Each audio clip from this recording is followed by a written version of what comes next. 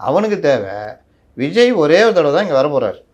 அவர் வந்தப்போ நான் பார்த்து செல்ஃபி எடுக்கணும், ஃபோட்டோ எடுக்கணும், ஃப்ரெண்டுங்கிட்ட காமிக்கணும், ரீல்ஸ் போடணும். ஓகே சார், ஃபோட்டோ எடுக்க போகிறேங்கிற பேரில் வந்துடுறேன் இது எல்லாம் பண்ணணும். அந்த ஆர்வத்தில் அவன் இந்த வேலையெல்லாம் பண்ணுறான். இது நம்ம கட்சிக்கு கெட்ட பேர். ஊடகங்களும் மற்றவர்களும் இதை எடுத்து நமக்கு கட்சிக்கு எதிராக தலைவனுக்கு எதிராக பயன்படுத்துவான்றதெல்லாம் அவனுக்கு தெரியாது. அதே மாதிரி குழந்தைகளை கூட்டு வராதுன்னா அதை பற்றி எந்த அப்பனும் கவலைப்பட மாட்டேன். ஏன்னா அவனும் சின்ன வயசு தான். அவனுக்கு என்னென்னா நம்ம குழந்தைய காட்டுறோம், இன்னும் கொண்டா தலைவர்கிட்ட கிட்ட கொண்டு போக முடியுமா, இதுதான். இதை கட்டுப்படுத்த வேண்டியது புஷி சொன்னால் கூட கேட்க மாட்டான். கேட்டானா ஏன் ஏற என்ன காரணம், தலைவனை பார்க்கணும், அதான் காரணம்னு நிற்கிறான். அப்போது கட்டுப்படுத்த வேண்டிய இடத்துல இருக்க ஒரே ஆள் விஜய் தான்.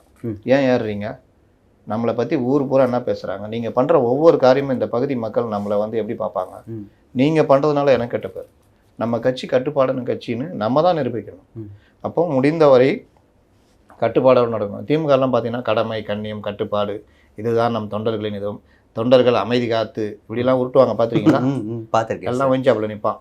அப்போ அந்த மாதிரி விஷயங்களில் நீங்கள் வந்துட்டு நீங்கள் தான் தொண்டர்கள், எனக்கு கெட்ட பேர் வாங்கி தராதிங்க, தயவு செய்து ஏறாதீங்க. இன்னொன்று, உங்கள் ஒவ்வொரு குடும்பமும் எனக்கு முக்கியம், ஒவ்வொருத்தரும் சகோதரன். உங்களை ஒரு உயிரிழப்பு வந்தாலும் அது இன்னும் தாங்க முடியாது. இறங்க.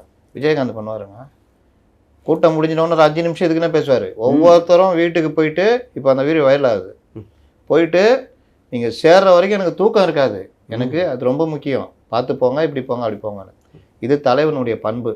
அது இன்னும் விஜய்க்கும் வராது. ஏன் தெரியுமா, அவர் இன்னும் நடிகர்லேருந்து வெளியே வரல. நடிகர்கள் பார்த்துருக்கீங்களா, எவன் எப்படி செத்தாலும் கவலைப்பட மாட்டாங்க.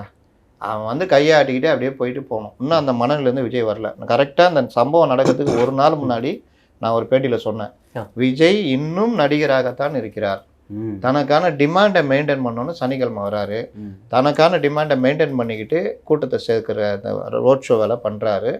இது அவருக்கு சிக்கலை தரும்னு சொன்னேன், நடந்துட்டு கொடுத்துருச்சு, இடியாப்ப சிக்கலாக வந்திருக்கு. அதனால் நீங்கள் தொண்டர்களை வந்து குற்றம் சொல்லாதீங்க, அவர்கள் அப்படி தான் இருப்பாங்க. அவர்களை விஜய் சரிப்படுத்தணும். விஜய் பேச்சை தவிர யார் பேச்சும் அவன் கேட்க மாட்டான். இவர் வந்து இந்த சம்பவம் நடந்துச்சு. நான் ஏற்கனவே சொன்னேன், விஜய் அனுபவம் இல்லாதவர், இன்னும் நடிகராக தான் இருக்காருன்னு.